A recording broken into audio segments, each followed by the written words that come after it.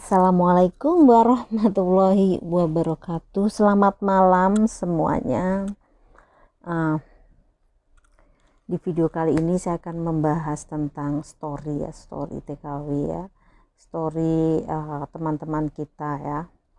Jadi gini ya, akhir-akhir ini tuh banyak sekali berita tentang yang anak-anak Indonesia yang bekerja di luar negeri, di Hong Kong ya khususnya, itu ada yang menikah pacaran terus hamil kayak gitu, hamil terus pacarnya nggak mau bertanggung jawab. Oke. Sebenarnya itu adalah hak kalian ya, mau pacaran mau enggak itu hak kalian, tapi ingat tujuan kalian sebenarnya ke Hong Kong tuh apa, susah payah di PT, nunggu proses terus ke sini ternyata seperti itu. Baru bekerja beberapa bulan saja sudah hamil, terus bahkan ada juga yang setelah pacaran ternyata di foto-foto, disuruh telanjang, di foto-foto sama pacarnya kayak gitu. Dan kali ini saya tidak membahas yang itu, saya membahas yang hamil tidak bertanggung jawab itu ya gitu. Sebenarnya hal tersebut itu sudah terjadi beberapa tahun lalu ya. Bahkan itu di antara teman-teman saya ada yang seperti itu juga dulu, tidak tanggung jawab. Ini bukan tentang pacaran sama orang sini ya, bisa sama sipit saja, mungkin sama orang yang lain juga, kayak PKS India atau siapapun itu ya. Kalian harus hati-hati ya, jaga diri baik-baik ya. Kalau masalah pacaran itu hak kalian, cuman hati-hati jangan sampai hamil kayak gitu. Jangan sampai seperti teman aku itu sebenarnya bisa dibilang sahabat. Saya tidak menjelek-jelekan atau apa. Ini aja hanya untuk, saya tidak akan menyebut namanya, hanya untuk pembelajaran untuk teman-teman semuanya. Saya takutnya kalian yang sudah hamil itu ya, mungkin ada yang speak up, ada yang tidak speak up di luar, cuman dipendam sendiri terus mencari solusi dan akhirnya digugurkan. Saya berharap janganlah kalian gugurkan, jangan sampai seperti teman saya ya. Nah, ini saya punya teman ya, dulu punya sahabat ya, dia itu pacaran ya, mungkin pacaran sama beberapa ya, mungkin ada Chinese, ada PKS, ada India, dan mungkin yang lainnya ada gitu. Terus akhirnya hamil ya, dia berpikirnya mau dinikahin, ternyata tidak mau bertanggung jawab, dan pada akhirnya dia panik ya. Itu dia nggak cerita sama aku yang dikasih tahu sama temanku, mungkin dia mau cerita aku malu kayak gitu ya. Akhirnya dia menggugurkan kandungannya ke tempat ya, tempatnya ada di Wancai ya. Saya dengarnya dulu berada di Wancai, membayar sekitar 3.500 itu pada saat itu Hong Kong dolar ya ini. Kalau dikuruskan sekarang itu sekitar berapa ya, 3.500 itu 3,5 7 berarti hampir 7 jutaan ya, hampir 7 jutaan itu ya. Padahal dulu itu gaji itu cuman 36-70 gitu. Kalau misalkan dia gajinya tidak ada sebanyak itu ya, harus nyari uang kemana nggak tahu ya. Yang jelas ini pelajaran berharga untuk kalian ya, yang masih baru atau sudah lama. Hati-hatilah, ingat tujuan kalian itu untuk bekerja gitu, membahagiakan keluarga, orang tua kalian atau siapapun yang kalian sayangi ya pastinya ya. So hati-hati, pacaran boleh tapi janganlah sampai seperti itu. Kalau bisa dijaga baik-baik ya. Kalian boleh berandai-andai ketika kalian dinikahi sama misalkan penduduk lokal orang Hong Kong kayak gitu, akan menjadi nyonya dan sebagainya, akan bangga kayak itu. Sebenarnya nggak semuanya seperti itu.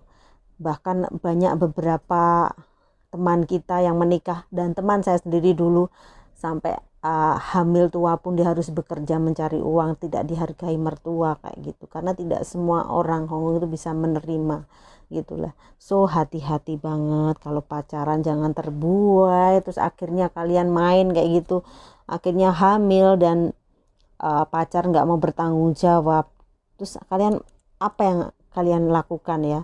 Terus kalian berpikir pengen gugurin ya, misalkan pulang ke Indonesia, malu ya pastinya ya.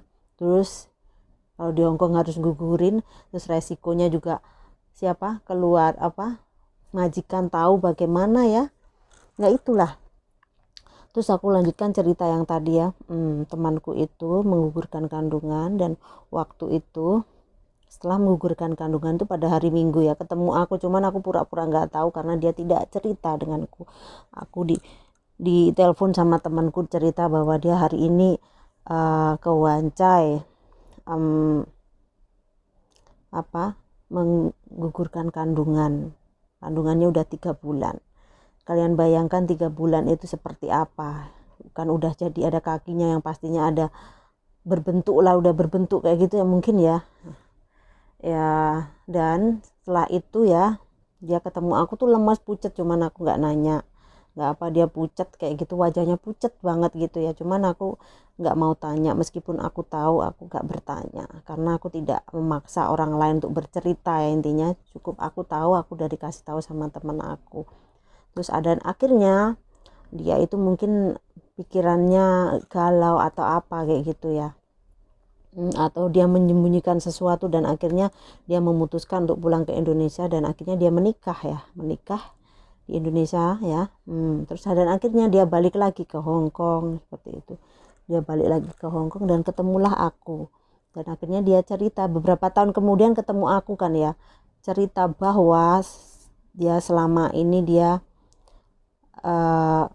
dihantui sama anaknya. Dia cerita dulu bahwa dia pernah menggugurkan kandungan, padahal aku udah tahu, aku pura oh ya gitu aja, aku dengarkan cerita dia bahwa setelah melahirkan itu setelah menggugurkan kandungan itu ya, dia dihantui sama anaknya. Jadi anaknya ketika bayi, ketika besar sampai besar, anaknya cewek gitu, katanya rambutnya curly gitu, matanya bulat, ininya pokoknya bagus cantik, karena memang itu adalah anaknya orang PKS kayak gitu ya, dulu Pakistan ya kalau nggak salah ya itu. Jadi anaknya cantik gitu. Terus ya seperti itu, dia dihantui. Kenapa ma kok aku dibuang, kenapa aku dibuang ma, kenapa ma, intinya seperti itu. Jadi aku nggak tahu sekarang keberadaannya temanku di mana. Aku nggak menjelek-jelekan teman atau ini, untuk pelajaran saya tidak menyebutkan karena teman saya banyak ya. Saya tidak akan menyebutkan siapa dia, di mana dia, dan saya pun asalnya saya tahu dia berasal dari sana. Cuman saat ini itu saya nggak tahu kabarnya dia di mana. Yang jelas dia selama 5 tahun ya, 5 tahun itu anaknya usia 5 tahun gitu, dia menghantui dia dalam mimpi dia. Pokoknya setiap saat dia dihantui kayak gitu ya, meminta pertanggungjawaban dan berbagai pertanyaan gitu ya dalam mimpi dia. Kenapa dibuang, kenapa ibu atau mama melakukan hal seperti itu, kenapa tidak mau menginginkan aku ya, seperti itu. Jadi so hati-hati, kalian jangan gegabah ya, takutnya kalian nanti akan menderita seumur hidup. Mungkin kalian bisa membohongi orang lain ya, tapi kalian tidak bisa membohongi diri sendiri bahwa kalian telah melakukan dosa besar ya, terus membuang anak gitu, terus dihantui lagi ya, seumur hidup mungkin ya, tidak akan pernah hilang di pikiran kalian gitu. Jadi ya tolong hati-hati, jangan sampai terjadi. Kalau misalkan sudah terlanjur hamil ya sudah, bagaimana cari solusinya, jangan sampai digugurin kayak gitu ya, entah mungkin kemana kayak gitu. Saya tidak mengajarkan buruk, tapi alangkah baiknya jangan sampai digugurin. Misalkan ada teman-teman yang nonton video saya, jangan sampai, kalau misalkan terjadi hal seperti itu, jangan sampai Anda menggugurkan kandungan, jangan sampai seperti teman saya tersebut gitu ya. Oke teman-teman, mungkin cerita saya untuk kali ini sampai di sini. Sebenarnya banyak sekali cerita-cerita, bahkan kemarin itu yang kena scammer itu belum aku ceritain kelanjutannya karena memang itu mbaknya aku tanya itu polisi gadungan atau tidak yang bohongin dia lagi. Itu yang aku ceritain 350 juta dibohongin 350 juta sama scammer selama beberapa tahun, baru sadar waktu aku kasih tahu itu. Terus selanjutnya dia dibohongin lagi dibohongin lagi 89 juta, dan aku udah tanya itu polisi beneran atau bukan, kok bisa-bisanya jangan-jangan ntar polisi yang ada di Facebook kayak gitu dimintain tolong ya. Aduh, malah udah jatuh tertimpa tangga itu ya. Lain kali akan saya bahas itu karena dia belum jawab ya.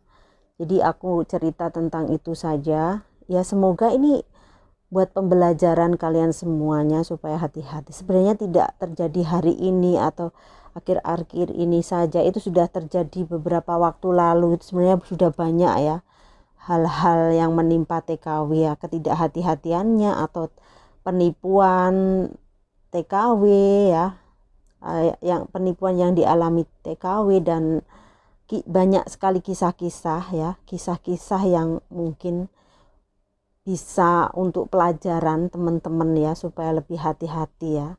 Jadi saya harapkan ingat tujuan kalian ya, jangan gegabah, jangan pacaran yang pacaran terus akhirnya hamil dan bingung, terus ketika pacarnya menghilang tidak mau bertanggung jawab. So kalian harus hati-hati, pesan saya. Oke.